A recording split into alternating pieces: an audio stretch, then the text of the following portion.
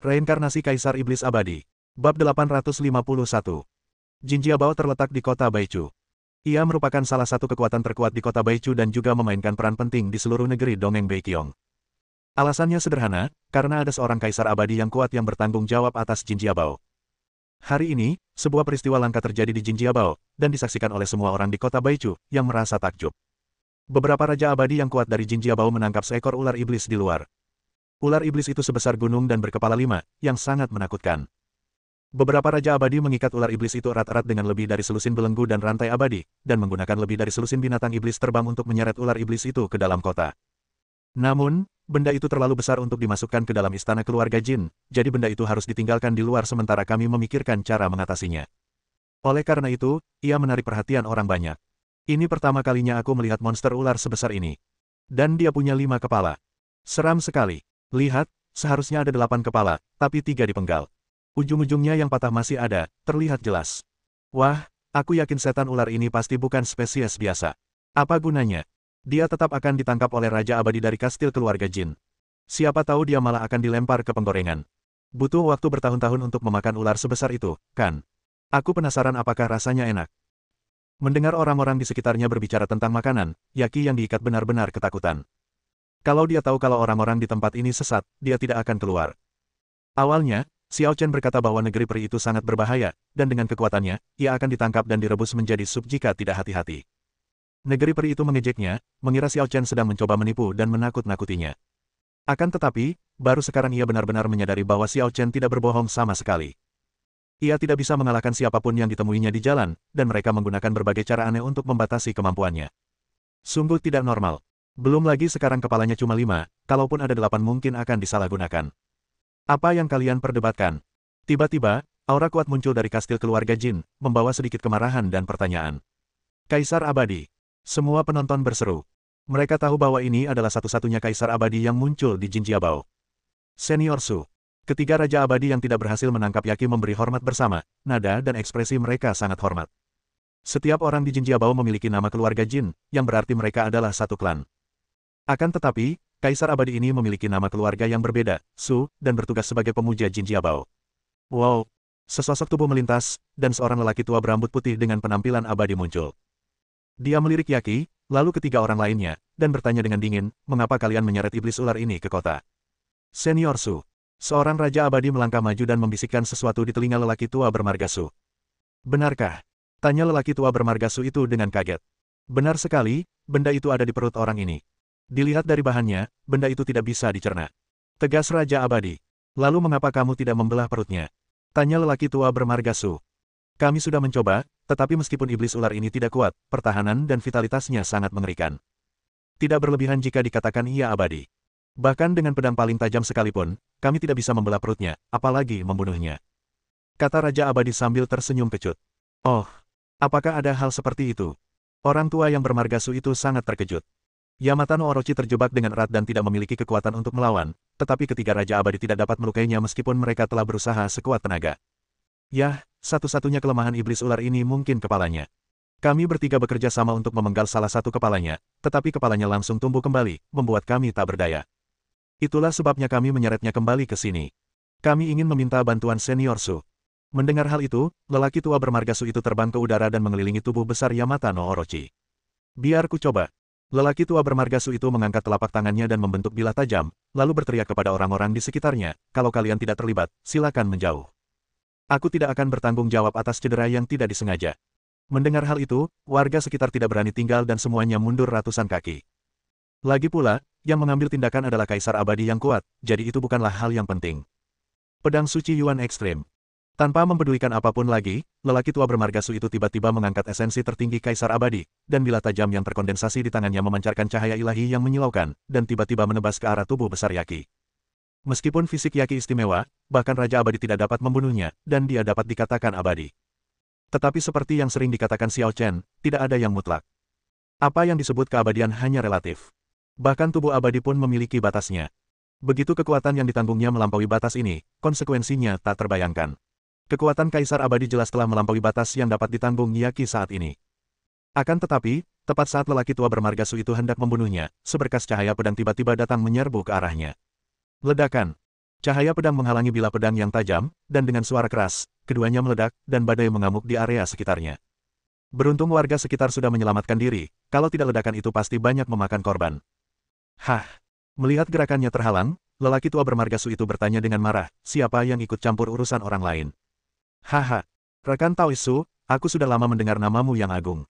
Kuharap kau memaafkanku karena datang ke sini tanpa diundang hari ini. Diikuti dengan suara tawa yang keras, aura lain dari Kaisar Abadi menyapu seluruh tempat kejadian, dan suasana menjadi menyesakkan untuk sesaat. Orang-orang melihat tiga sosok terbang cepat dari Cakrawala, mendarat di samping Yamata no Orochi, dan menghadap lelaki tua bernama Su. Kaisar Abadi lainnya. Penonton di luar stadion terkejut. Ini adalah kesempatan langka untuk melihat Kaisar Abadi, tetapi saya tidak menyangka Kaisar Abadi kedua akan muncul. Hari apa sekarang? Tunggu. Wan Hong? Apakah itu Wan Hong, pemimpin Sekte Meteorit? Itu benar-benar dia, ketua Sekte Meteorit yang baru saja berhasil mencapai level Kaisar Abadi setengah bulan yang lalu. Apa yang dia lakukan di kota Baichu kita? Idola saya. Dialah orang yang paling saya kagumi. Dialah satu-satunya yang berani menantang Kaisar Abadi secara terbuka dan akhirnya berhasil. Aku berencana mengirim putraku ke Sekte Meteorit. Aku akan mencoba mendekati pemimpin Sekte Wan nanti. Ayolah, ketua Sekte Wan tidak punya waktu untukmu. Kalau kau mau bergabung dengan Sekte Meteorit, kau bisa mengirim putramu ke pertemuan rekrutmen setengah bulan lagi. Meskipun lelaki tua bermargasu tidak hadir di tempat kejadian pada saat itu, ia telah mendengar nama Wan Hong dengan sangat baik selama periode tersebut. Dia mungkin tidak menganggap serius Wan Hong di masa lalu, tetapi sekarang Wan Hong telah mencapai ranah Kaisar Abadi seperti dia harus memperlakukannya dengan sopan. Tuan Wan, senang bertemu dengan Anda. Pria tua bermargasu itu membungkuk kepada Wan Hong dan berkata, saya ingin tahu apa yang membawa Anda tiba-tiba ke sini, Tuan Wan. Apa yang membawa Anda tiba-tiba ke sini? Sebelum Wan Hong sempat menjawab, Yaki yang diikat erat di sampingnya mulai gemetar hebat, seolah-olah dia telah melihat penyelamatnya dan sangat gembira. Akan tetapi, tubuhnya yang besar itu diikat erat dengan segala macam tali dan belenggu, sedemikian kuatnya sehingga ia tidak dapat berbicara atau bergerak. Beranikah kamu berlari-lari lagi lain kali? Xiao Chen mengabaikan orang tua bermargasu dan berjalan lurus menuju Yamata no Orochi. Yamata no Orochi memutar tubuhnya dengan susah payah, seolah berkata ia tidak berani lagi, dan ia juga tampak berusaha menyenangkan Xiao Chen. Ingat pelajaran ini dan jangan melakukannya lagi. Xiao Chen berkata ringan dan menjentikkan jarinya. Klik. Puluhan rantai abadi di tubuh Yaki putus dalam sekejap, membebaskan Yaki sepenuhnya. Apa? Ketiga Raja Abadi dari Jinjiabao berubah warna pada saat yang sama ketika mereka melihat ini. Untuk mengikat Yaki, mereka mengerahkan banyak upaya dan menggunakan berbagai kunci peri dan tali peri. Masing-masing setidaknya merupakan senjata peri tingkat rendah, dan yang tertinggi adalah senjata peri tingkat tinggi. Menurut mereka, tak seorang pun bisa membebaskan Yaki tanpa mereka bertiga bersama-sama merapal mantra pembuka. Akan tetapi, pada saat ini, pemuda yang berpenampilan biasa-biasa saja ini benar-benar memotong semua rantai peri dan tali peri hanya dengan jentikan jarinya. Bab 852. Sial, kamu terlambat, iya. Aku hampir terbunuh. Apa hati nuranimu tidak sakit? Begitu Yaki bebas, ia pun kembali pada sifatnya yang nakal, bagaikan anak kucing jinak yang berubah menjadi harimau yang sombong. Gulungan. Xiao Chen menamparkan tubuh besarnya. Peng. Semua orang tercengang. Yamata no Orochi, yang setinggi gunung, terhempas dan terbang, meraung-raung di angkasa.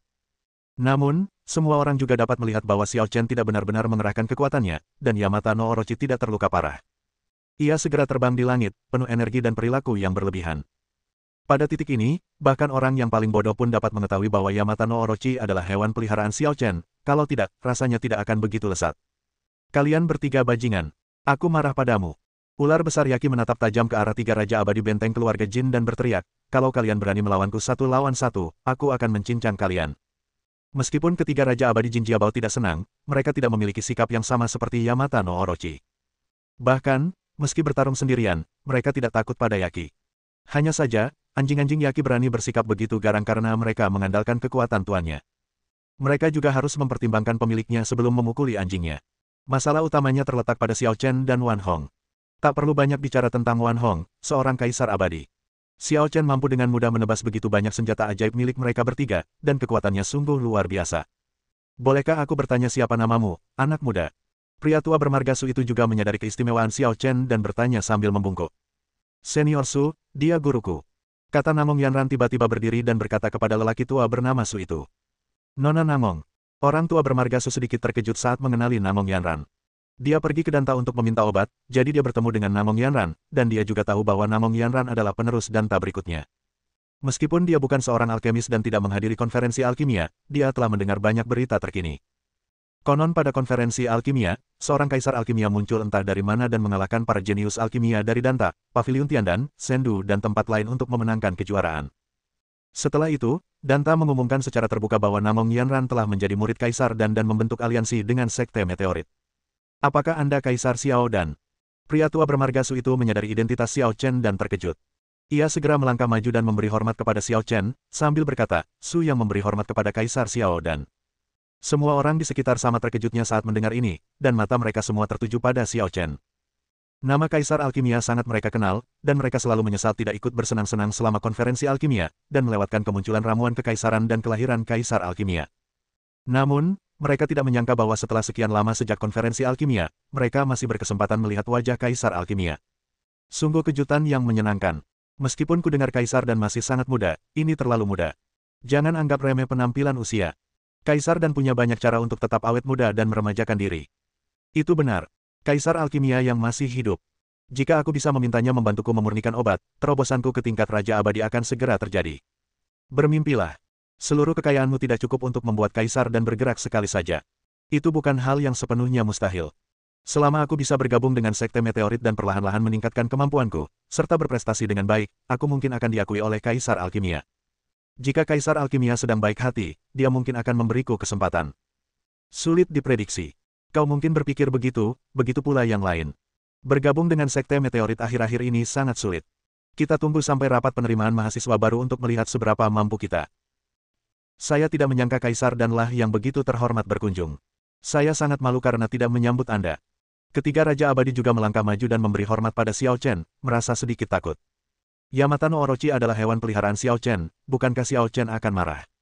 Tidak perlu basa-basi lagi. Jangan lagi kita cari siapa yang benar atau salah dalam masalah ini.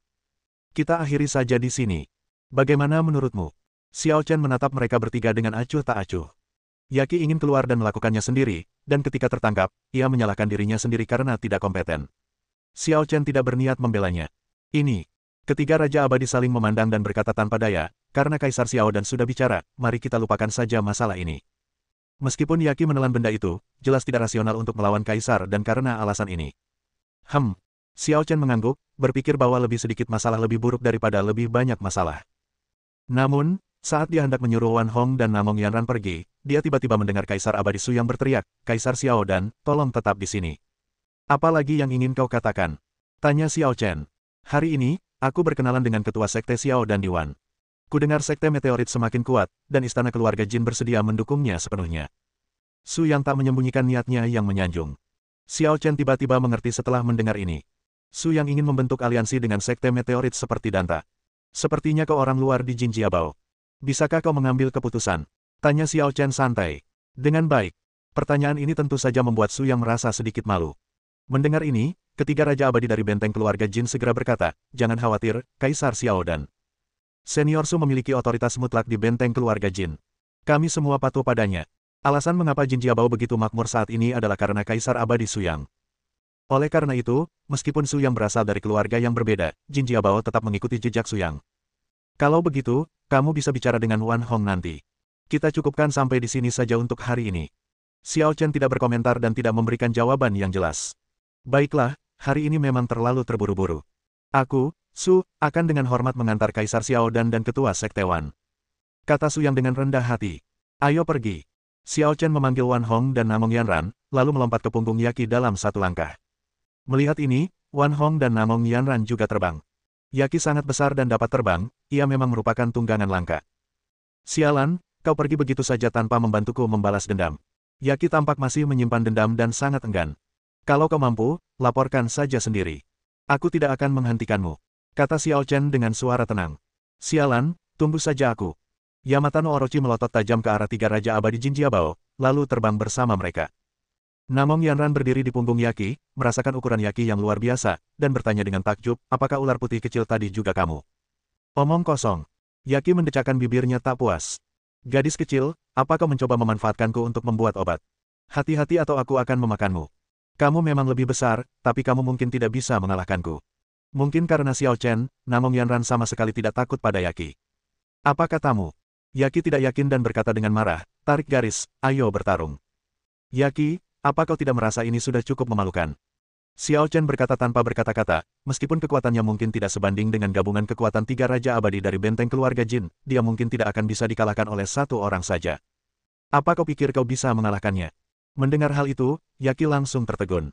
Perkataan Xiao Chen masih sangat mengintimidasi baginya. Tiba-tiba teringat saat ia merajalela di bumi, dan semua orang berubah warna saat membicarakannya. Sekarang, seorang gadis kecil bisa lebih kuat dari itu. Sungguh tidak adil. Bab 853. Yaqi, apa yang kau telan sampai membuatku begitu membencimu? Xiao Chen mempelajari beberapa informasi dari ular putih kecil itu, tetapi tidak terlalu jelas. Maksudmu itu barang orang lain. Aku yang menemukannya duluan. Yaqi menjadi marah ketika hal ini disebutkan. Tanpa diduga, suatu hari, itu akan dimanfaatkan dan dirampok. Oh, apa itu? Tanya Xiao Chen, coba kulihat. Aku tidak bisa mengalahkan mereka, tapi tidak semudah itu bagi mereka untuk mencuri barang-barangku. Aku menelan barang-barang itu, dan mereka tidak bisa berbuat apa-apa padaku. Saat Yaqi berbicara, dia membuka mulutnya dan meludahkan sepotong besi hitam. Besi meteorit. Wan Hong tercengang saat melihat ini. Meskipun besi meteorit langka, seharusnya tidak menimbulkan konflik sebesar itu, kan?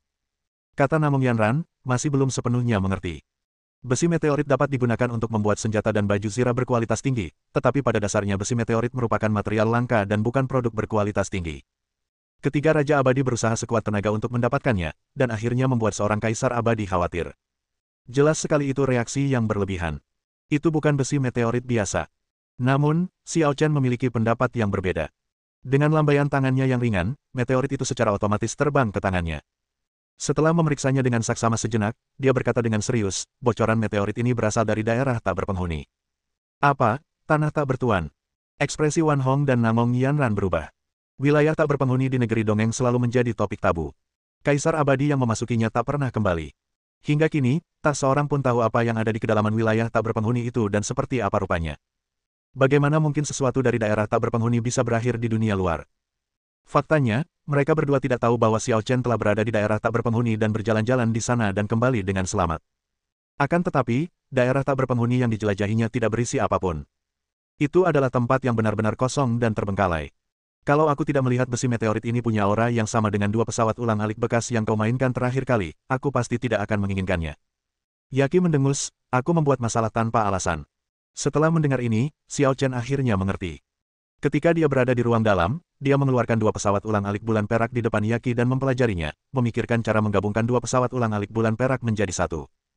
Yaqi memperhatikan bahwa besi meteorit dan pesawat ulang-alik bulan perak memiliki aura yang serupa, jadi ia sangat mementingkan besi meteorit. Aku tidak menyangka kau begitu perhatian. Kata Xiao Chen sambil mengelus meteorit itu dengan lembut, meteorit ini bisa membantuku menyelesaikan latihan ritual pesawat ulang-alik bulan perak. Material yang dibutuhkan untuk menggabungkan Silver Moon Shuttle sangatlah khusus. Selama periode ini, ia mencoba menggunakan banyak material pengganti, tetapi tidak ada yang berhasil. Dan potongan meteorit ini memenuhi persyaratan. Hehe, kalau begitu, bukankah seharusnya kau berterima kasih padaku? Ekspresi Yamata no Orochi langsung berubah, dan ia tersenyum menyanjung, pil yang kau buat sepertinya sangat ampuh. Bisakah kau membuatkan satu untukku juga? Kita bicarakan nanti saja. Kita tidak tahu spesiesmu, jadi pilnya mungkin tidak berguna untukmu. Kata Xiao Chen ringan. Berarti, Yaqi menggumamkan sesuatu dan meneruskan perjalanannya. Melihat topik itu sudah selesai, Wan Hong berbalik untuk bertanya pada Xiao Chen, Su yang dari Jin Jiabao berkata dia ingin membentuk aliansi dengan kita, apakah kamu mau setuju? Mari kita sepakati mereka untuk saat ini. Memiliki kaisar abadi lain adalah hal yang baik bagi sekte meteorit. Tapi Su yang itu orang munafik, mungkin bermuka dua. Jangan percaya sepenuhnya padanya, dan berhati-hatilah. Xiao Chen telah menempuh begitu banyak jalan dan mengalami begitu banyak hal. Ia tidak bisa mengatakan bahwa ia dapat mengenali orang dengan sangat akurat, tetapi perbedaannya secara umum tidak terlalu besar. Meskipun dia hanya melakukan beberapa percakapan sederhana dengan Su Yang, dia dapat melihat secara garis besar sifat asli Su Yang. Baiklah, saya mengerti. Wan Hong menyerap perkataan Xiao Chen ke dalam hatinya. Selanjutnya, Yaqi fokus melanjutkan perjalanannya, sementara Xiao Chen dan dua orang lainnya tidak berbicara lagi, bersiap kembali ke sekte meteorit. Tak lama kemudian, mereka sudah jauh dari kota Baichu dan sampai di daerah hutan belantara. Tiba-tiba, fluktuasi yang tidak biasa dan aneh muncul dari segala arah langit dan bumi, yang ditangkap oleh Xiao Chen. Ada niat membunuh, hati-hati. Xiao Chen mengangkat alisnya dan mengingatkan Wan Hong dan Namong Yanran untuk berhati-hati. Pada saat itu, tiba-tiba terdengar bunyi piano dengan frekuensi yang amat cepat melayang di antara langit dan bumi, bagaikan suara binatang buas yang aneh, atau bagaikan pedang sakti yang terhunus, dengan suara yang dahsyat dan tiada akhir. Segera setelah itu, lingkaran sihir yang kuat muncul di sekitar Yaqi, menyilaukan dan menarik perhatian. Karena Yaki terbang dengan kecepatan yang sangat tinggi dan lingkaran sihir itu muncul sangat tiba-tiba, Yaki tidak sempat mengerem. Peng! Tubuh besar Yaki langsung menghantam lingkaran sihir, menyebabkan ruang bergetar. Yang mengejutkan adalah lingkaran sihir itu tidak rusak, tetapi tubuh Yaki kehilangan keseimbangan karena gaya hentakan dan tiba-tiba jatuh ke tanah. Hati-hati! Melihat ini, Namong Yanran dan Wan Hong bereaksi cepat dan segera melompat dari Yaki untuk menghindari jatuh ke tanah.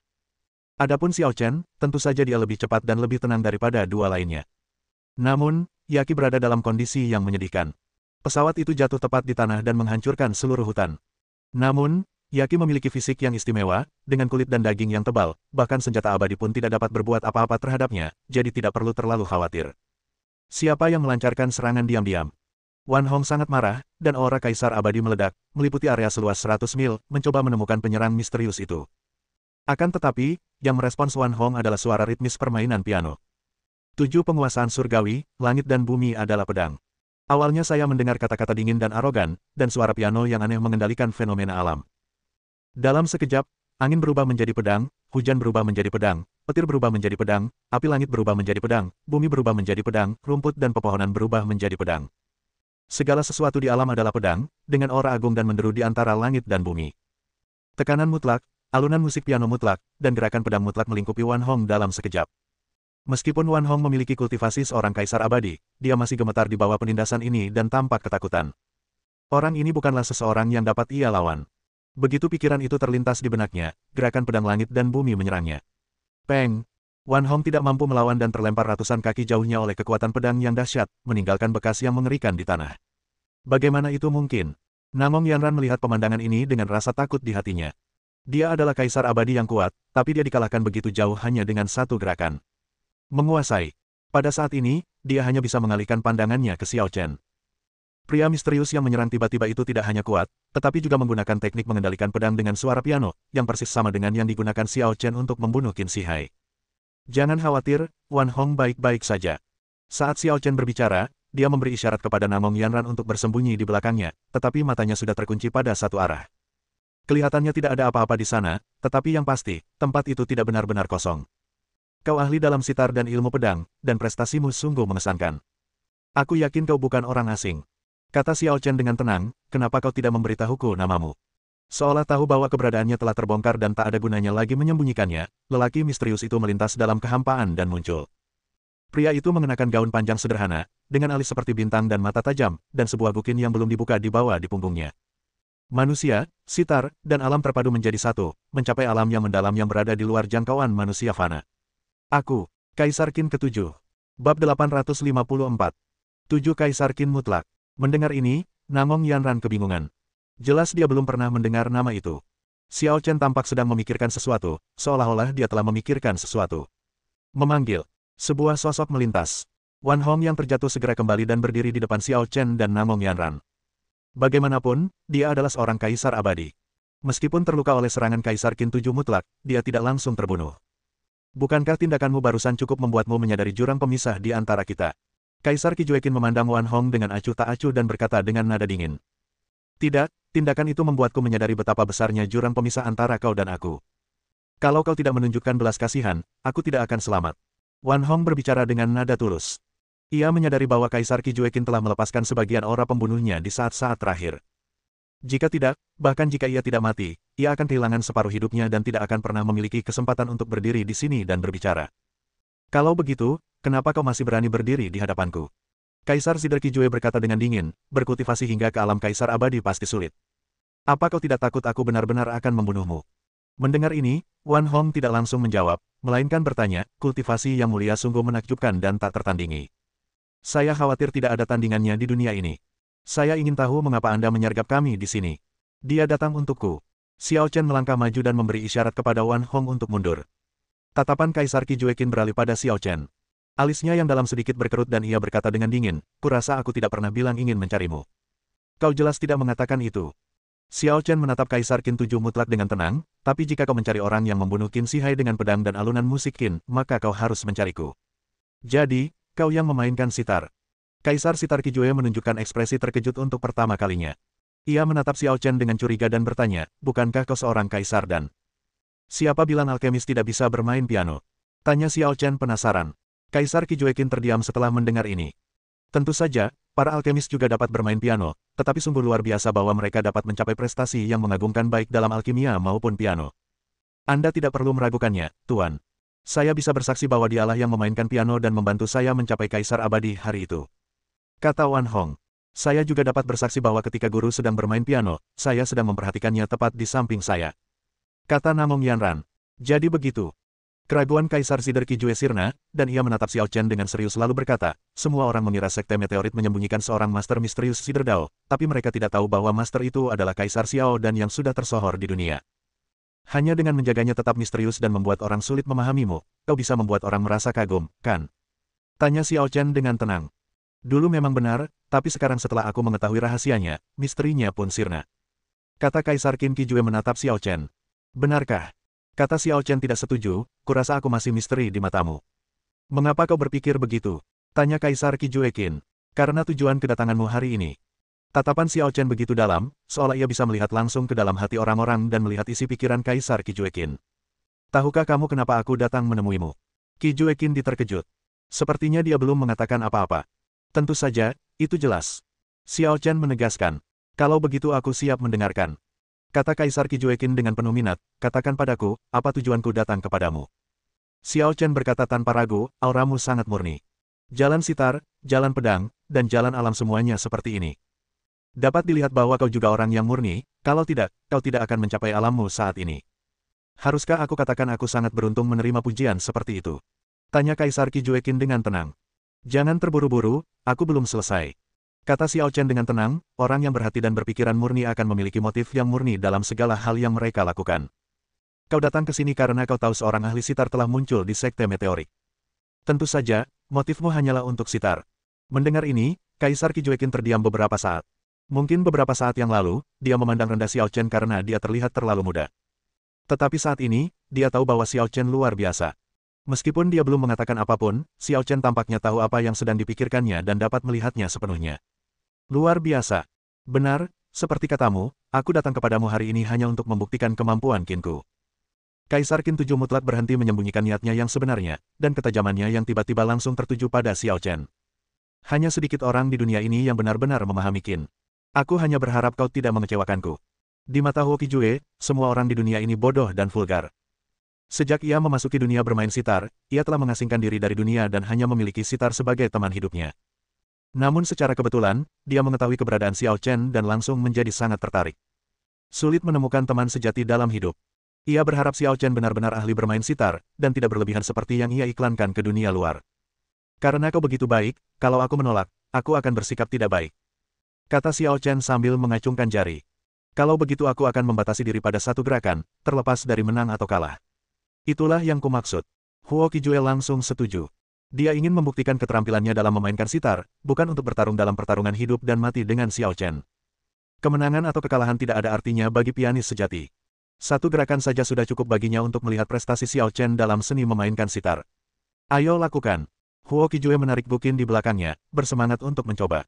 Dia telah menunggu terlalu lama untuk pertarungan yang kualitasnya setara dan kekuatannya seimbang. Xiao Chen tetap tenang, melambaikan tangannya untuk memberi isyarat kepada Wan Hong dan Namong Yanran agar mundur, lalu berkata kepada Huo Qijue, kalian adalah tamu, aku akan membiarkan kalian menyerang terlebih dahulu, aku akan siap kapan saja. Percaya diri atau arogansi? Tanya Huo Qijue, apapun yang terjadi, setidaknya kau harus mengeluarkan sitarmu dulu, kan? Tidak perlu. Xiao Chen menggelengkan kepalanya. Huo Qijue mengerutkan kening, merasa sedikit marah. Xiao Chen jelas-jelas menggodanya. Jika ini adalah pertarungan piano, bagaimana mungkin kamu tidak mengeluarkan pianonya? Serang saja, dan setelah satu gerakan, kau akan mendapatkan jawaban yang kau inginkan. Xiao Chen meletakkan tangan kirinya di belakang punggungnya, tetap tenang. Huo Qijue ragu sejenak, lalu memutuskan dalam hatinya, baiklah, karena kamu sudah bilang begitu, aku tidak akan menunjukkan belas kasihan. Begitu selesai berbicara, Huo Qijue kembali memasuki kondisi menyatu antara manusia, piano, dan alam. Segala sesuatu di sekitarnya berada di dalam senar piano. 7 keajaiban langit, pedang berisi ribuan sungai. Suara piano bergema dan pedangnya kuat. Kombinasi sitar dan pedang muncul kembali. Meskipun skalanya tidak sebesar sebelumnya, kombinasi ini memusatkan semua kekuatan di satu tempat, membuatnya lebih mematikan dan merusak. Tuan, hati-hati. Hati-hati, hati-hati, dan perasaan campur aduk menyelimuti hati Nangong Yanran yang merasakan keanehan gerakan ini. Kekuatan Kaisar Qijue Qin terlalu kuat, jauh melebihi Kaisar Abadi biasa. Namun, Wan Hong tampak tenang dan menghiburnya dengan lembut, "Jangan khawatir, Kaisar Qin ke-7 memang kuat, tetapi gurumu hanya akan lebih kuat darinya." Namong Yanran sedikit tertegun. Sebelum dia bisa bereaksi terhadap makna kalimat ini, dia melihat Xiao Chen mengangkat tangan kanannya sedikit dan menjawab. Bab 855. Xiao Chen tidak memegang sitar di tangannya, tetapi ia memilikinya di dalam hatinya. Setiap gerakannya menunjukkan makna mendalam dari sitar tersebut. Instrumen senar adalah instrumen tanpa suara, suaranya yang agung begitu tenang, menjangkau ruang yang luas dan jauh. Roh pengembara Kaisar Xi, yang muncul dari keberadaan dan memasuki ketiadaan, disebut Tao. Xiao Chen mengangkat tangannya, menggunakan alam sebagai harpanya, dan memetiknya dengan lembut, dan tiba-tiba fuksi Divine Heavenly Sound Style muncul. Dalam kegelapan, suara piano yang kosong beriak, dan suara syair 7 karakter karya Huo Qijue terdengar. Dalam sekejap, hal-hal ekstrim menjadi bertolak belakang. Ledakan. Kedua kekuatan itu bertabrakan, keduanya berimbang, tetapi hembusan udara yang mengerikan menyapu, dan hutan dalam radius 100 mil rata dengan tanah dalam sekejap. Suara piano terhenti, angin dan guntur bergemuruh kencang, dan di tempat berdebu itu, dua sosok samar-samar terlihat berdiri. Setelah satu gerakan, situasi tampaknya seimbang.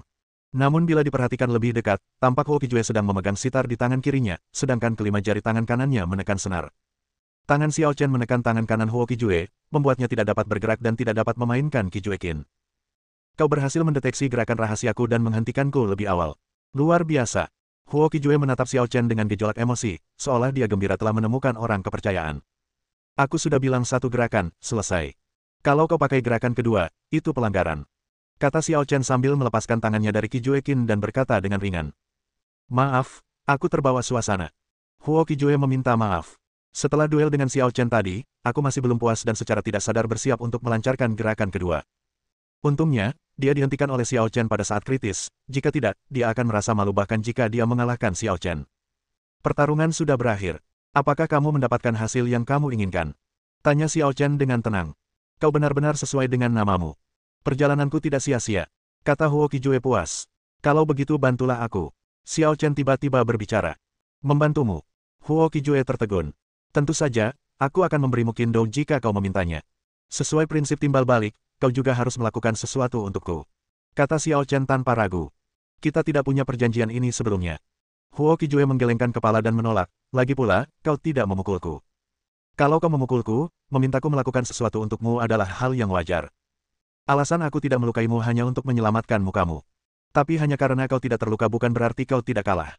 Kata Xiao Chen dengan suara tenang. Kaisar Qin Qijue, kau kalah dalam pertempuran ini, dan itu sudah jelas. Wan Hong dan Namong Yanran mendatangi Xiao Chen dan berkata kepada Huo Qijue, kalau kau tidak percaya, lihat saja ke belakangmu. Mendengar ini, Huo Qijue tiba-tiba berbalik dan menatap tanah yang hancur, tertegun sejenak. Baru saja, dia dan Xiao Chen bertarung satu sama lain. Meskipun keduanya tidak terluka, sisa kekuatan mereka menyebar dan menghancurkan tanah di sekitarnya. Tanah di belakang Xiao Chen dihancurkan olehnya. Hutan yang awalnya lebat kini menjadi bumi hangus. Tanah di belakangnya dihancurkan oleh kekuatan Xiao Chen, dan medannya juga berubah drastis dan penuh dengan lubang. Namun, jika Anda melihat situasi keseluruhan dan membandingkan kedua sisi, tidak sulit untuk menemukan bahwa tanah di belakangnya telah runtuh beberapa sentimeter. Artinya saat pertarungan, kekuatan Xiao Chen lebih besar darinya, namun dia hanya menunjukkan belas kasihan. Bagaimana ini bisa terjadi? Huo Qijue memutar otak untuk mengingat langkah Xiao Chen sebelumnya, dan tampaknya tidak dapat menerima hasil ini. Bagaimana menurutmu? Apa kau masih tidak puas? Xiao Chen berkata dengan tenang, kalau kau tidak yakin, aku bisa memberimu kesempatan lagi. Tapi kali ini, aku tidak bisa menjamin aku tidak akan menyakitimu. Kalau kau melakukan itu, kau mungkin akan kesulitan membantuku lain kali. Akulah Kaisar Qijue Qin yang agung. Aku bukan orang yang tak mampu kalah. Huo Qijue mendengar ini dan berkata dengan suara berat, apa yang kau inginkan dariku? Xiao Chen tidak menceritakan masalah itu langsung di depan Wan Hong dan Namong Yanran, tetapi memberitahu Huo Qijue melalui telepati. Apa? Huo Qijue terkejut ketika mendengarnya, kenapa kau ingin aku melakukan ini? Jangan banyak bertanya, lakukan saja. Xiao Chen tidak menjelaskan.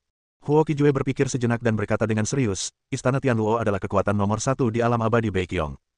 Meskipun aku sombong, aku tidak berani mengatakan bahwa aku bisa menyapu Istana Tianluo. Istana Tianluo mungkin memiliki penguasa yang lebih kuat dariku. Bukan hanya mungkin. Pasti ada seseorang yang lebih kuat darimu di Istana Tianluo. Xiao Chen berkata tanpa berkata-kata, mereka telah mengumpulkan ratusan ribu tahun pengalaman. Bagaimana mungkin kau, seorang serigala penyendiri, bisa dibandingkan dengan mereka? Lalu kau masih ingin aku melakukan ini? Huo Qijue sedikit marah. Bukankah ini sama saja dengan mendorongnya ke dalam api unggun? Aku tidak memintamu untuk melawan Istana Tianluo secara langsung. Jika kau bertemu master yang lebih kuat darimu, mundur saja. Kata Xiao Chen. Baiklah, tidak masalah. Huo Qijue mengangguk dan berkata, aku janji, aku hanya ingin menemui teman lama. Kalau begitu aku akan menunggu kabar baikmu di Sekte Meteorit. Kata Xiao Chen, lalu bersiap untuk meminta Wan Hong dan Namong Yanran pergi. Tunggu.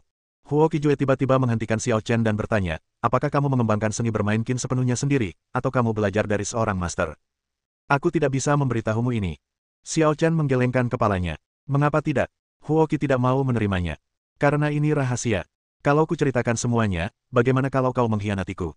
Kata Xiao Chen sambil tersenyum, seperti dirimu, apa kau akan membocorkan asal-usulmu kepada orang luar begitu saja? Huo Qijue tertegun mendengar ini.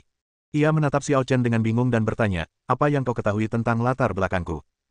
Kaisar Kecapi Tujuh Mutlak, dua hal ini saja membuatku teringat banyak hal. Kata Xiao Chen tenang, menatap langsung ke arah Huo Qijue, dan kalau aku tidak salah, nama aslimu adalah Huo Tianxuan. Anda. Pupil mata Huo Qijue tiba-tiba mengecil dan dia menjadi pucat karena panik. Huo Tianxuan, sudah lama tidak ada seorang pun yang menyebut nama ini, bahkan dia sendiri hampir melupakannya. Sepertinya tebakanku benar. Xiao Chen memperhatikan reaksi Huo Tianxuan dan mengerti. Apalagi yang kau ketahui? Huo Tianxuan perlahan-lahan mendapatkan kembali ketenangannya dan bertanya dengan suara berat. Jika kau benar-benar Huo Tianxuan, maka aku tahu setidaknya setengah dari perbuatanmu. Lagi pula, ada banyak legenda tentangmu di tempat kelahiranmu. Apakah kamu benar-benar pernah ke sana? Huo Tianxuan tidak percaya. Tentu saja. Jawab Xiao Chen tegas. Bisakah kau ceritakan apa yang terjadi di sana? Kata Huo Tianxuan cepat, aku ingin tahu. Dia belum kembali selama hampir 10.000 tahun, dan dia tidak tahu apakah kerabatnya masih aman. Dia sangat khawatir dan cemas. Sekarang bukan waktunya. Xiao Chen menggelengkan kepalanya dan berkata, aku akan memberitahumu setelah kau menyelesaikan tugasnya. Baiklah, setelah urusanku selesai, aku akan pergi ke Sekte Meteorit untuk mencarimu. Huo Tianxuan berkata demikian, tanpa henti, berbalik dan terbang ke arah barat laut, menghilang di ujung langit dalam sekejap mata. Guru, apakah Anda mengenalnya? Tanya Namong Yanran dengan heran. Aku tidak mengenalnya, tapi aku punya beberapa koneksi dengan sektenya. Kata Xiao Chen tenang, kita sedang berada di masa yang bergejolak saat ini. Jika kita bisa memanfaatkannya, Sekte Meteorit akan memiliki lapisan keamanan ekstra. Bab 856. Di aula utama Istana Tianluo, Pei Yinglong sedang menerima tamu. Haha, aku sudah lama mendengar nama Permaisuri Xuan. Bertemu dengannya hari ini bahkan lebih baik daripada rumor yang beredar. Pei Yinglong memandang Yan Qingcheng yang datang tanpa diundang, dan perasaan takjub muncul di hatinya. Visinya selalu sangat tinggi, dan sangat sedikit orang yang dapat menarik perhatiannya. Namun, Yan Qingcheng jelas dapat dihitung sebagai salah satunya. Baik dari segi penampilan, temperamen, maupun bakat, mereka adalah satu dari sejuta. Jadi ketika memutuskan pernikahan antara Istana Tianluo dan Istana Binghuang, pilihan pertamanya adalah Yan Qingcheng. Sangat disayangkan Istana Ice Phoenix sangat menghargai Yan Qingcheng dan tidak mau menggunakannya sebagai pengorbanan untuk pernikahan. Salam, Kepala Istana Pei. Yan Qingcheng membungkuk sedikit. Pei Yinglong melambaikan tangannya dan berkata sambil tersenyum lebar, Ratu Xuan, apa yang membawamu ke Istana Tianluo hari ini? Sejujurnya, aku di sini untuk menikah. Yan Qingcheng mendesah sedikit.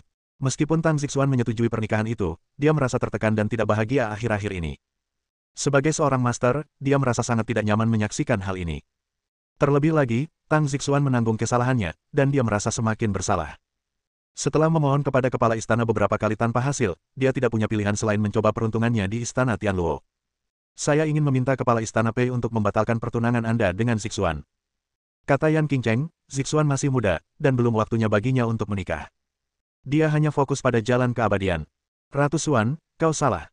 Pei Yinglong berkata dengan nada tidak setuju. Putraku, Tianyu, memiliki bakat alami, memiliki tubuh roh kudus yang hanya muncul sekali dalam 1000 tahun. Muridmu, meskipun tidak buruk, pada dasarnya hanyalah seorang jenius biasa. Jika dia mau bergabung dengan putraku, dia akan mendapatkan manfaat yang luar biasa, dan kultivasinya pasti akan meningkat pesat. Tapi itu dua hal yang berbeda. Mereka dua hal yang berbeda, tapi tidak bertentangan. Zixuan bisa terus menapaki jalan keabadian meski menikah denganku. Ini. Yan Qingcheng merasa sedikit terdiam. Faktanya, dia datang ke Istana Tianluo hanya untuk mencoba peruntungannya, dan dia sama sekali tidak memikirkan apa yang harus dikatakan. Karena dia tahu betul bahwa masalah ini menyangkut kepentingan Istana Tianluo dan Istana Binghuang, dan tidak bisa diselesaikan hanya dengan kata-katanya. Tepat ketika Yan Qingcheng kebingungan, dia tiba-tiba mendengar suara piano aneh yang mengguncang seluruh Istana Tianluo. Huo Qijue, berkunjunglah ke Istana Tianluo. Awalnya, bunyinya seperti guntur, dan tiba-tiba suara piano menjadi mendesak. Tak ada jejaknya, tetapi nyata dan mematikan. Suaranya menyapu istana Tianluo dan bahkan menyerbu aula utama.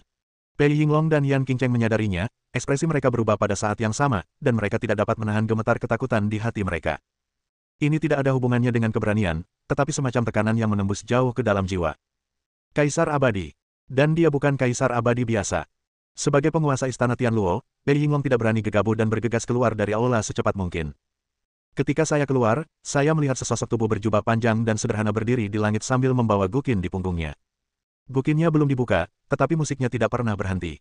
Seperti halnya ada wilayah pedang dan tidak ada pedang, ada wilayah sitar dan tidak ada sitar. Di tanganku tak ada harpa, tetapi di hatiku ada satu. Begitu kupikir, suara harpa itu dapat menggema di langit dan bumi. Tak perlu lagi menggunakan harpa untuk memainkannya.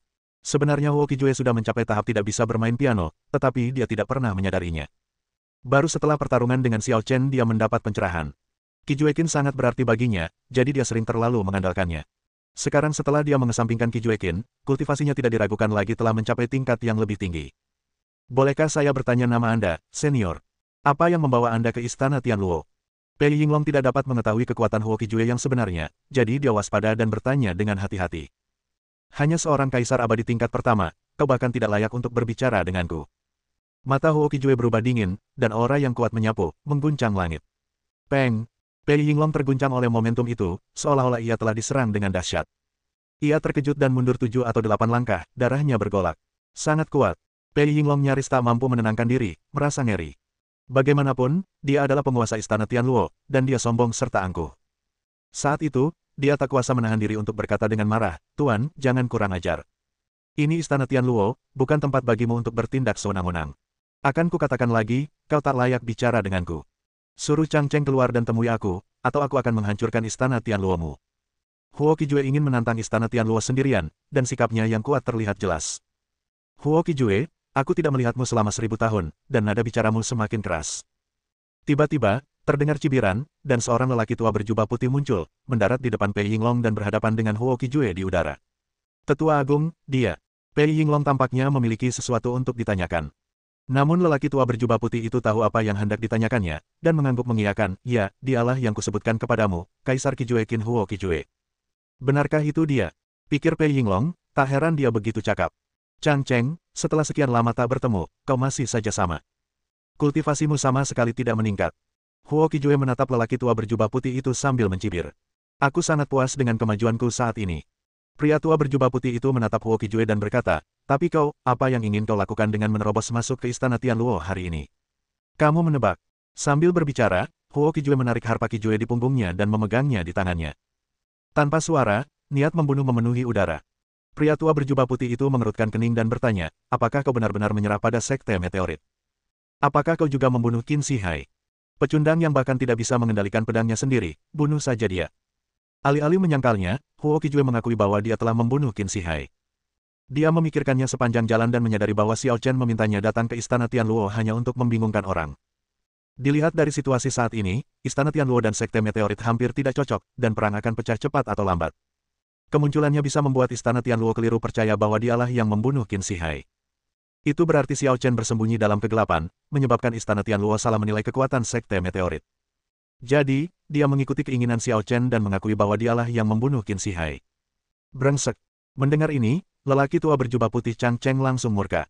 Ia melambaikan tangannya dan mengubahnya menjadi pedang. Kultivasi mengerikan kaisar abadi tingkat ketiga terkonsentrasi pada bilah pedang itu. "Huo Qijue, kita pernah bertarung dulu, dan belum ada pemenang yang jelas. Hari ini, mari kita akhiri semuanya di sini untuk selamanya." Begitu dia selesai berbicara, Chang Cheng tidak ragu sedikitpun dan mengayunkan pedang besarnya ke arah Huo Qijue. Pukulan yang tampaknya biasa saja ini tampaknya memiliki kemampuan untuk membalikkan waktu dan ruang. Suara piano yang dipancarkan Huo Qijue saat dia tidak memiliki piano, tidak mampu menghalangi kekuatan pedang, dan terputus oleh kekuatan pedang, dan seketika menjadi sunyi. Melihat ini, Huo Qijue mengangkat alisnya dan berkata, "Sepertinya perkiraanku salah. Dibandingkan sebelumnya, kamu telah membuat kemajuan besar, tapi..." Mengganti pokok bahasan, Huo Qijue meletakkan tangan kanannya pada senar Qijueqin dan menariknya sekuat tenaga. Dentang. Suara piano tiba-tiba terdengar, setajam suara pedang. Gelombang piano yang tak terlihat menyapu, menghadapi energi pedang yang berterbangan itu secara langsung. Klik.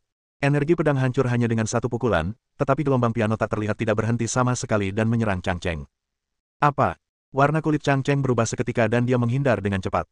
Begitu dia menghindar, energi pedang Kinbo seperti energi pedang yang tak tertandingi, memotong atap seluruh aula di belakangnya. Bab 857. Bagaimana mungkin?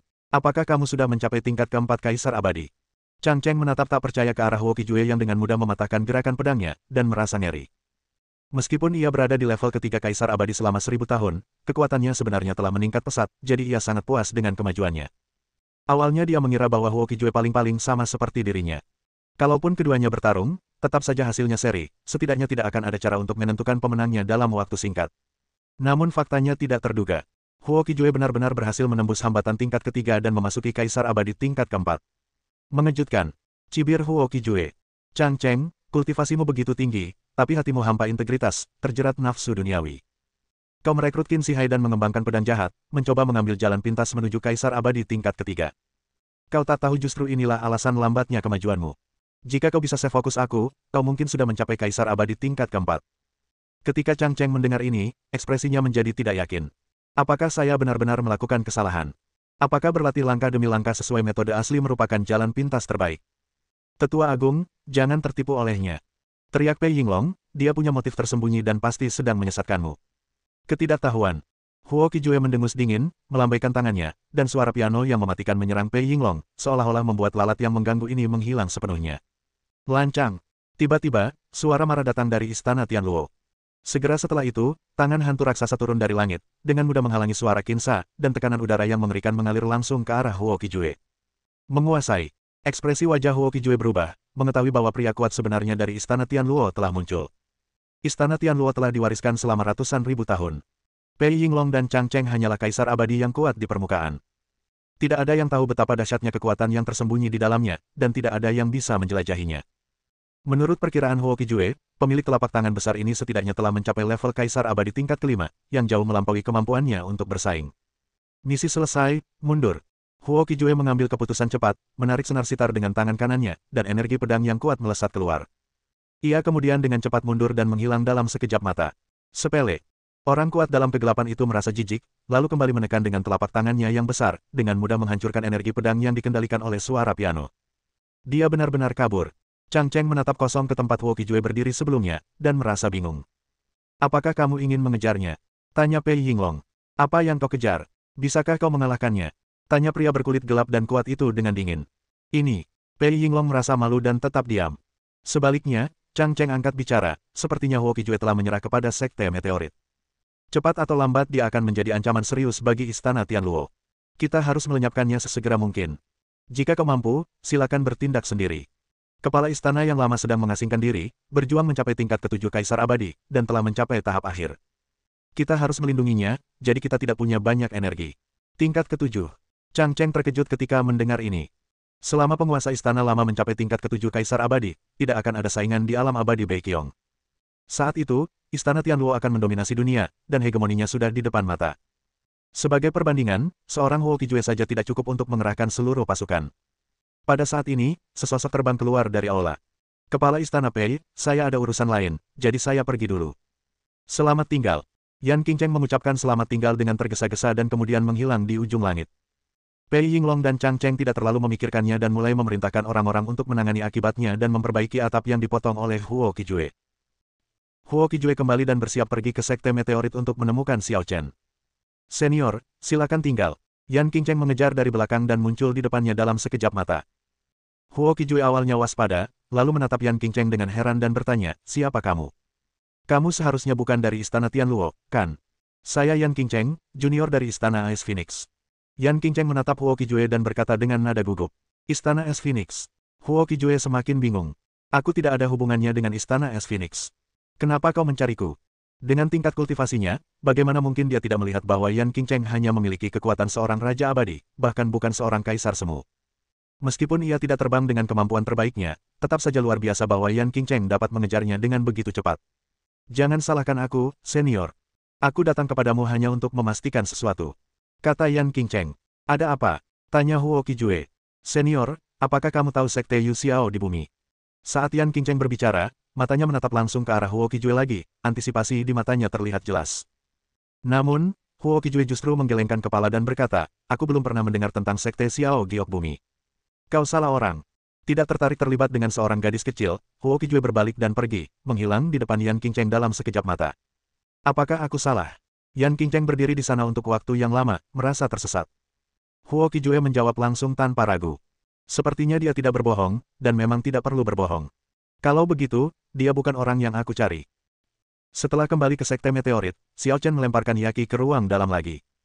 Kali ini Yaqi berperilaku baik dan berjanji dengan sungguh-sungguh bahwa dia tidak akan keluar lagi sampai dia pulih sepenuhnya. Namun, Xiao Chen merasa bahwa bahkan jika Yaqi memulihkan kekuatan penuhnya, dia mungkin hanya setara dengan Raja Abadi. Jika Yaqi ingin meningkatkan kekuatannya, ia harus menemukan cara lain dan membangkitkan bakat aslinya. Intuisinya mengatakan bahwa Yaqi memiliki asal-usul yang luar biasa dan memiliki potensi besar yang terpendam dalam tubuhnya, namun belum dimanfaatkan. Menurut waktu, dia seharusnya kembali. Xiao Chen menatap langit dan bergumam pada dirinya sendiri.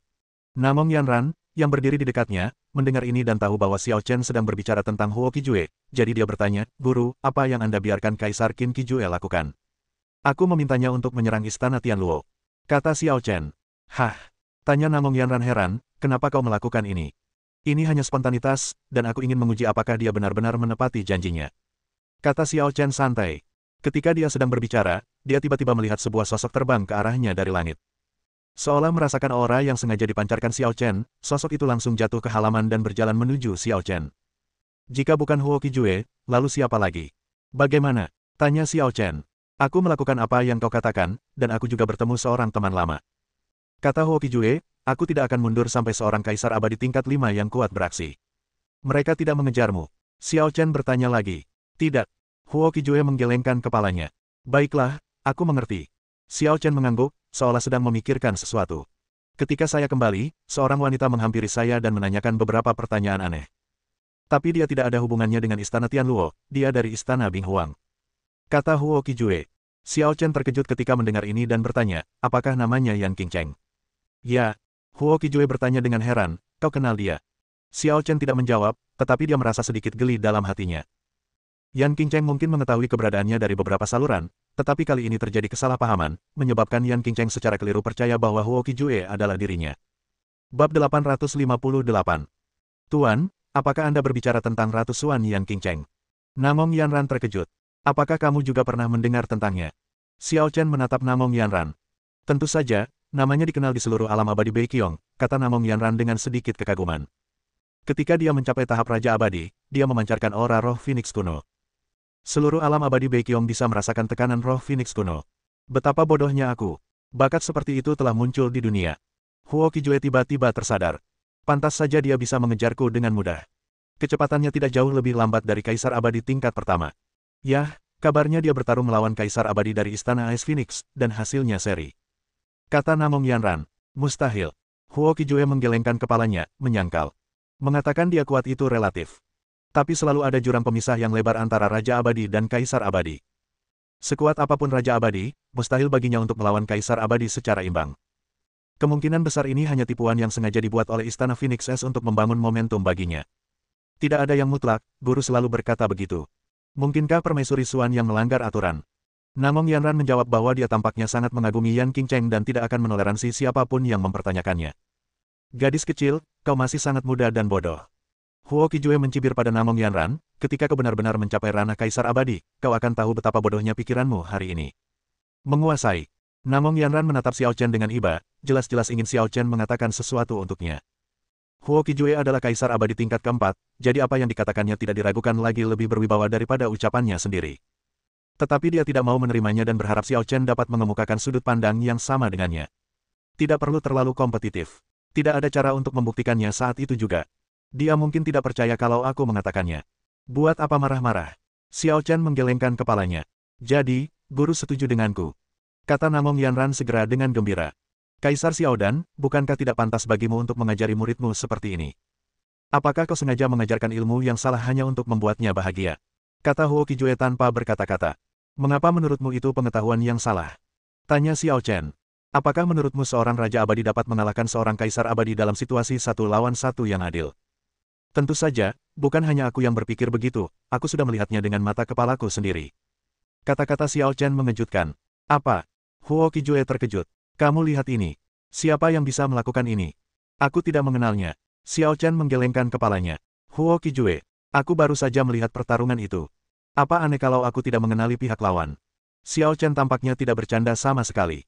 Namun, dia jelas tidak ingin membuang waktu untuk hal-hal yang tidak berarti seperti itu.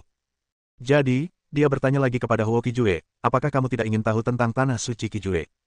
Saat menyebutkan tanah suci Qijue, ekspresi Huo Qijue terkejut dan dia langsung menjadi serius dan cemas. Sebenarnya tidak ada gunanya membahas apakah Raja Abadi punya kemungkinan bertarung melawan Kaisar Abadi, dan 7 tanah suci absolut adalah apa yang paling ia pedulikan. Ia menyebut dirinya Kaisar Qijue Qin dan mengubah namanya menjadi Huo Qijue, yang menunjukkan betapa dalamnya obsesinya dengan tanah suci Qijue. Kau tahu segalanya tentang tanah suci 7 absolut, katakan padaku sekarang. Huo Qijue cemas. Ia sudah hampir 10.000 tahun tidak kembali ke sana dan sangat merindukan segalanya di sana. Tetapi dia tidak dapat kembali, atau lebih tepatnya, dia tidak memenuhi syarat untuk kembali. Aku bisa memberitahumu, tapi kau harus menyetujui satu syarat. Xiao Chen tiba-tiba berkata, lindungi sekte meteorit selama 10 tahun, dan setelah 10 tahun, kau akan bebas lagi. Apa? Hanya beberapa kata saja akan memakan waktu 10 tahun. Huo Qijue terdiam. Ia merasa jika Xiao Chen terjun ke dunia bisnis, ia pasti akan menjadi seorang pencari keuntungan. Sebelumnya dia telah ditipu secara misterius untuk menyerang Istana Tianluo, dan sekarang dia diminta untuk menjaga sekte meteorit selama 10 tahun, dan Xiao Chen pada dasarnya tidak membayar apapun. Keputusan ada di tanganmu. Jangan bersikap seolah aku memaksamu, kata Xiao Chen dengan tenang. Mendengar ini, Huo Qijue menggertakkan giginya dan berkata, baiklah, aku berjanji. Baru 10 tahun, itu akan berlalu dalam sekejap mata, itu bukan masalah besar. Yanran, keluar dulu. Aku ingin bicara berdua saja dengannya, kata Xiao Chen kepada Namong Yanran. Namong Yanran mengangguk patuh dan berjalan keluar halaman. Guru benar-benar hebat. Kaisar Abadi tingkat 4 sama sekali tidak berdaya melawannya. Memikirkan ekspresi Huo Qijue yang tak berdaya, Namong Yanran merasa lucu. Sekte meteorit sekarang memiliki Kaisar Abadi peringkat 4 lainnya yang bertanggung jawab. Kurasa bahkan jika Istana Tianluo ingin mengambil tindakan terhadap sekte meteorit, mereka harus berpikir 2 kali, kan? Tapi apa itu tanah suci 7 mutlak yang guru bicarakan? Kenapa aku belum pernah mendengarnya? Namong Yanran menunjukkan sedikit keraguan lagi. Setelah Xiao Chen dan Huo Qijue berbicara, Huo Qijue menepati janjinya dan tetap tinggal di sekte meteorit. Pada hari ini, Wan Hong tiba-tiba bergegas menemui Xiao Chen dan melaporkan sesuatu. Kau bilang Istana Tianluo memajukan tanggal masuk alam rahasia naga sejati menjadi 3 hari dari sekarang. Xiao Chen mengerutkan kening mendengar berita itu. Kenapa terburu-buru? Menurut jadwal semula, alam rahasia naga sejati tidak akan dibuka setidaknya selama setengah tahun. Tidak hanya dimajukan setengah tahun, tetapi juga dijadwalkan dengan tergesa-gesa untuk 3 hari kemudian. Saya khawatir, kecuali Istana Tianluo, pasukan lain sama sekali tidak siap. Yah, alam rahasia naga sejati konon dikelola bersama oleh 3 kekuatan besar, Istana Tianluo, Istana Binghuang, dan Sekte Guntur Ungu. Namun, kenyataannya, Istana Tianluo memiliki otoritas tertinggi. Jika mereka bilang untuk memajukan tanggal, maka harus dimajukan, dan tidak ada yang berani menolak. Kata Wan Hong dengan ekspresi serius, tapi ini sangat mendadak, aku khawatir tujuannya tidak sederhana. Xiao Chen ragu sejenak dan berkata, kalau begitu, kamu tidak perlu pergi kali ini. Kamu tetap di dalam dan bersiap untuk rapat rekrutmen. Yin Chong dan aku akan pergi ke alam rahasia naga sejati. Sekte meteorit memiliki 3 tempat di alam rahasia naga sejati, dan awalnya berencana agar dia, Yin Chong, dan Wan Hong pergi. Namun sekarang keadaan telah berubah, tentu saja kita harus mempunyai rencana tanggapan yang sesuai. Wan Hong baru saja mencapai level Kaisar Abadi dan perlu memperkuat wilayahnya. Alam rahasia naga sejati mungkin tidak terlalu berguna baginya. Baiklah, saya akan segera mengaturnya. Wan Hong tidak keberatan dan bergegas pergi. Dia telah sibuk dengan rapat rekrutmen selama periode ini, dan sekarang masalah alam rahasia naga sejati tiba-tiba muncul, membuatnya kewalahan. Keesokan harinya, Xiao Chen, Yin Chong dan murid terpilih lainnya berangkat menuju alam rahasia naga sejati. Lagi pula, lokasinya tidak terlalu dekat dan membutuhkan perjalanan lebih dari 1 hari. Dalam perjalanan mereka kebetulan bertemu dengan orang-orang Danta. Danta memiliki 10 tempat di alam rahasia naga sejati, dipimpin oleh sesepuh kedua Shen Taeyang, dengan Namong Yanran dan Shen Danyao di antara mereka. Tuan Xiao, sudah lama aku tidak bertemu denganmu. Aku sangat merindukanmu. Ketika Shen Taeyang melihat Xiao Chen, dia langsung menempel padanya seperti plester kulit anjing, tampak sangat menyedihkan. Xiao Chen terdiam dan menahan keinginan untuk menendangnya pergi. Kakek, bisakah kau bersikap sedikit lebih normal? Melihat tatapan aneh dari orang-orang di sekitarnya, Shen Danyao tidak dapat menahan rasa malu dan benar-benar tidak ingin mengakui bahwa dia ada hubungannya dengan pria ini. Bab 859. Guru, saya merasa lega melihat Anda di sini. Namong Yanran pastinya gembira melihat Xiao Chen. Dia kini berlari antara sekte meteorit dan Danta, terkadang tinggal di sekte meteorit dan terkadang kembali ke Danta. Setelah kembali ke Danta beberapa hari yang lalu, dia segera menerima pemberitahuan untuk pergi ke alam rahasia naga sejati, tetapi waktunya terlalu sempit dan dia tidak punya waktu untuk berkomunikasi dengan Xiao Chen. Sekarang setelah dia melihat Xiao Chen juga pergi ke alam rahasia naga sejati, dia tiba-tiba merasa jauh lebih aman. Setelah menghabiskan waktu singkat bersama gurunya, dia merasa bahwa guru yang disembahnya tampaknya maha kuasa. Baik itu jalur alkimia, jalur keabadian, atau bidang apapun, tidak pernah ada masalah yang membuat Xiao Chen bingung. Aku hanya pernah mendengar tentang alam rahasia naga sejati. Aku tidak tahu apa yang terjadi di dalamnya. Cobalah untuk mengikutiku dengan cermat dan jangan berlarian. Xiao Chen menginstruksikan Namong Yanran. Karena saya telah menerima Namong Yanran sebagai murid saya harus memenuhi beberapa tanggung jawab. Ya, Namong Yanran mengangguk senang. Di sisi lain, Yin Chong pergi ke Shen Danyao untuk mengenang masa lalu. Selama periode ini, Shen Danyao telah menghindarinya, dan keduanya tampaknya mengalami konflik lagi. Meskipun Xiao Chen melihatnya, dia tidak ikut campur. Jika ada satu hal di dunia ini yang paling tidak ia kuasai, itu adalah masalah antara pria dan wanita. Hari mulai larut dan kelompok itu memulai perjalanan mereka ke alam rahasia naga sejati. Baru pada tengah hari di hari ketiga mereka tiba di lokasi rahasia itu. Sudah banyak orang yang menunggu di sini, seperti Istana Tianluo, Istana Binghuang, Sekte Zilei, Del. Serta banyak kekuatan kecil seperti Sekte Meteorit.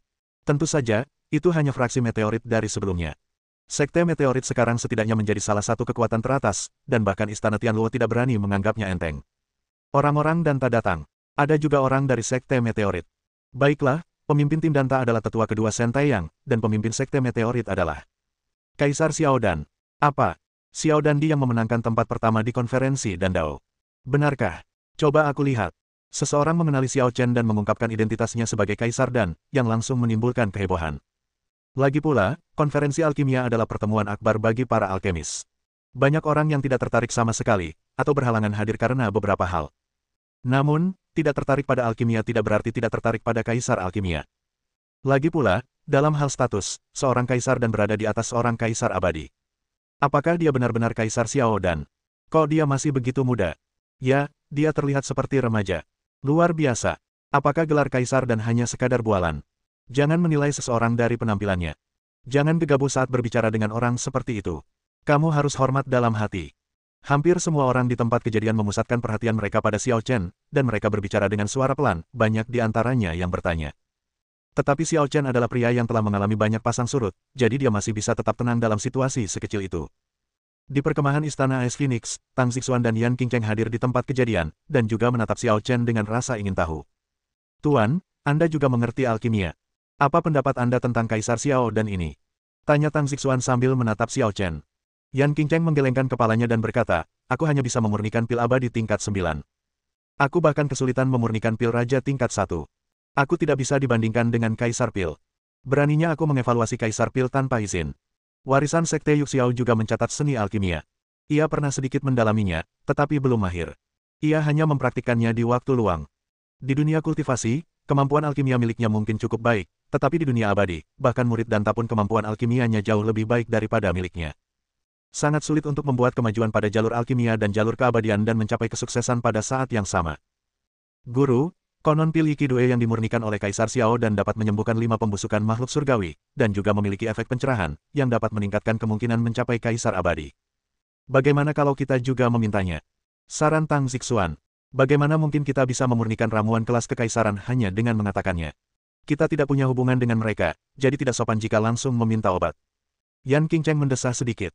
Sebenarnya, dia telah mempertimbangkan masalah ini dan meminta obat kepada Xiao Chen. Karena jika dia bisa menembus level Kaisar Abadi, dia akan memiliki pengaruh yang lebih besar di Istana Ice Phoenix. Jika saatnya tiba, jika dia menentang pernikahan Tang Zixuan dan Pei Tianyu, kepala istana mungkin akan memberikan mukanya. Kali ini aku datang ke alam rahasia naga sejati, aku juga berharap untuk mencoba keberuntunganku. Itu hanya ide bagus, tetapi kebetulan itu terlalu ilusif dan dia tidak tahu apa yang sedang terjadi. Temui Kaisar Xiao Dan. 4 orang kenalannya muncul di hadapan Xiao Chen, mereka sangat hormat dan menyanjungnya. Keempat orang ini tidak lain adalah Kaisar Abadi Jinjiabao Su Yang dan 3 Raja Abadi yang menangkap Yaqi. Setelah hari itu, Su Yang berbicara dengan Wan Hong dan ingin membentuk aliansi dengan Sekte Meteorit. Wan Hong mengikuti instruksi Xiao Chen dan tidak menolak Su Yang, tetapi dia juga tidak bertindak terlalu dekat. Kalian di Jinjiabao mengerahkan semua orang kali ini.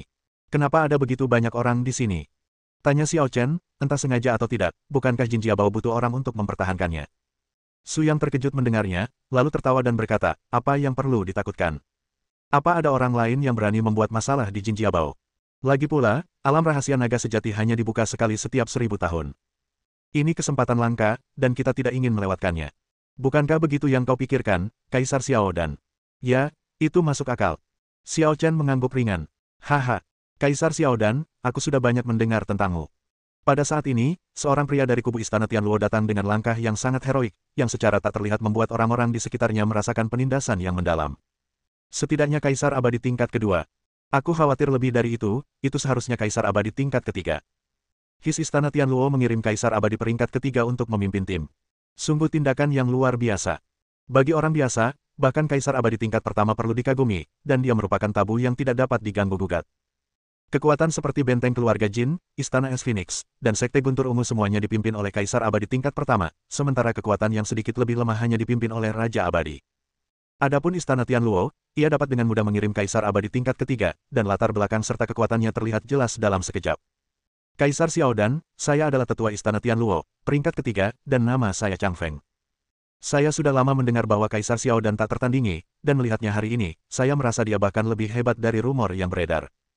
Kaisar Abadi tingkat ketiga dari Istana Tianluo sangat menyanjung Xiao Chen, dan matanya menyapu Yin Chong, Namong Yanran, Shen Danyao dan yang lainnya secara sengaja atau tidak sengaja. Tak lama kemudian, dia bertanya lagi, Kaisar Xiao Dan, maukah kau memimpin Sekte Meteorit menuju alam rahasia naga sejati? Apakah kamu kecewa? Sikap Xiao Chen tidak baik, malah tampak sedikit tidak ramah. Ekspresi Chang Feng membeku sesaat, lalu ia tersenyum canggung, bagaimana mungkin? Jika Kaisar Xiao Dan tidak datang hari ini, alam rahasia naga sejati mungkin akan kehilangan banyak kesenangan. Oke, berhenti bicara omong kosong. Hampir semua orang sudah di sini, ayo kita buka dunia rahasianya. Xiao Chen tidak suka bersikap sopan kepada orang yang begitu mudah tersenyum. Sungguh melelahkan sampai-sampai Anda membenci diri sendiri sampai ke lubuk hati, tetapi Anda harus memasang wajah tersenyum di permukaan. Haha, Kaisar Xiao Dan memang orang yang tidak banyak bicara. Kalau begitu, mari kita ikuti instruksinya dan buka alam rahasia naga sejati. Saat Chang Feng tertawa, Kaisar Abadi Istana Es Phoenix dan Kaisar Abadi Sekte Purple Thunder terbang bersama. Ketiga Kaisar Abadi masing-masing menggunakan metode yang berbeda untuk membuka segel dan melancarkan serangan yang mengejutkan ke arah kehampaan. Bab 860. Sejak penemuannya, alam rahasia naga sejati telah dikuasai oleh tiga kekuatan besar. Ketiga kekuatan besar tersebut bersama-sama membentuk segel, yang dibuka setiap 1000 tahun sekali. Pada saat ini, dengan upaya bersama dari tiga Kaisar Abadi, segel kekosongan tiba-tiba runtuh, dan alam rahasia naga sejati pun terbuka. Semuanya, kesempatan untuk memasuki alam rahasia naga sejati terbuka bagi mereka yang ditakdirkan untuk masuk. Setelah kalian masuk, tidak ada lagi batasan. Semuanya tergantung pada kemampuan dan keberuntungan kalian. Juga, sebagai pengingat, alam rahasia naga sejati memang menyimpan peluang besar, tetapi juga sangat berbahaya. Harap berhati-hati. Jika terjadi sesuatu yang tidak terduga, hidup atau mati berada di tangan takdir, dan tidak ada yang akan bertanggung jawab. Suara kuat Chang Feng bergema di telinga semua orang. Meskipun orang-orang tidak menanggapi, mereka mengetahuinya dalam hati, memahaminya dengan jelas, dan siap. Dalam perjalanan menuju keabadian, setiap peluang disertai dengan risiko yang sama, dan tidak ada yang namanya kemenangan pasti. Kalau ada yang mati di alam rahasia naga sejati, atau bahkan terbunuh dalam pertarungan, itu semua karena lemahnya tenaga atau karena nasib buruknya sendiri, dan tidak ada sangkut pautnya dengan orang lain. Baiklah, dunia rahasia telah terbuka, silakan masuk sesuka hati. Saat Chang Feng selesai berbicara, banyak sekali orang bergegas memasuki alam rahasia naga sejati, takut kalau mereka akan tertinggal. Meskipun masuk lebih awal akan lebih berisiko dan Anda mungkin terjebak jika tidak berhati-hati, itu juga berarti Anda mungkin menemukan peluang terlebih dahulu. Banyak orang memiliki kemampuan rendah dan tahu bahwa mereka tidak mampu bersaing dengan orang lain dalam kondisi yang sama, sehingga mereka bersedia mengambil risiko lebih tinggi dengan imbalan kondisi yang lebih menguntungkan. Zixuan, ayo masuk. Yan Qingcheng dan Tang Zixuan memanfaatkan kesempatan itu dan terbang ke alam rahasia naga sejati bersama orang banyak. Ayo masuk juga. Xiao Chen memberi perintah, dan orang-orang dari Sekte Meteorit, Danta, dan kastil keluarga Jin bergegas ke alam rahasia naga sejati bersama-sama. Penatua, mereka sudah masuk. Seseorang dari Istana Tianluo berbisik di telinga Chang Feng, haruskah kita melanjutkan sesuai rencana? Tentu saja. Kata Chang Feng sambil mencibir, awalnya kupikir Wan Hong atau Huo Qijue yang akan datang, tapi ternyata dia yang datang. Tapi ini lebih baik lagi. Nilai seorang kaisar dan bahkan lebih tinggi daripada Wan Hong dan Huo Qijue. Di ruang gelap, Xiao Chen dan kelompoknya melihat sekeliling, mengamati keadaan di sekitar mereka. Alam rahasia naga sejati tampaknya memiliki mekanismenya sendiri. Setelah mereka masuk, mereka diteleportasi ke sini. Tidak ada orang dari kekuatan lain di sekitar, dan suasananya sunyi. Guru, bagaimana kita bisa sampai di sana? Namong Yanran sama sekali tidak tahu arah. Namun, Xiao Chen juga menggelengkan kepalanya dan berkata, aku tidak familiar dengan tempat ini. Tempat ini sangat kosong. Ketika aku memindainya dengan indera spiritualku, rasanya tak terbatas dan tak berujung. Kaisar Xiaodan, bagaimana kalau aku yang memimpin jalan? Su Yang tiba-tiba menawarkan diri. Apakah kamu tahu jalannya? Xiao Chen menatap Su Yang dengan heran. Aku datang ke sini ketika alam rahasia naga sejati dibuka terakhir kali. Kata Su Yang dengan heran. Ketika semua orang mendengar ini, mereka semua tampak gembira. Shen Taiyang bertanya, Su Yang, aku ingat kau pernah berkata bahwa kau telah mencapai Kaisar Abadi 1000 tahun yang lalu. Mungkinkah? Su Yang adalah seorang pemuja Jin Jiabao. Karena letaknya tidak jauh dari Danta, ia sering pergi ke Danta untuk meminta obat. Hubungan antara Shen Taiyang dan dia tidak terlalu baik, tetapi setelah beberapa transaksi, keduanya menjadi akrab satu sama lain, jadi Shen Taiyang memanggil Su Yang dengan namanya. Yah, sejujurnya, aku mendapat kesempatan di alam rahasia naga sejati 1000 tahun yang lalu, yang membawaku ke promosi Kaisar Abadi. Namun, aku terjebak di tingkat pertama Kaisar Abadi selama 1000 tahun, tak mampu membuat kemajuan lebih lanjut. Su Yang menjelaskan semuanya. Aku memasuki alam rahasia naga sejati lagi kali ini, berharap bisa membuat kemajuan. Sialan, kau serakah sekali. Kau sudah dapat keuntungan sekali, sekarang kau mau lagi. Kata Shen Taiyang dengan nada menghina, kau tidak tahu caranya memberi kesempatan kepada yang membutuhkan.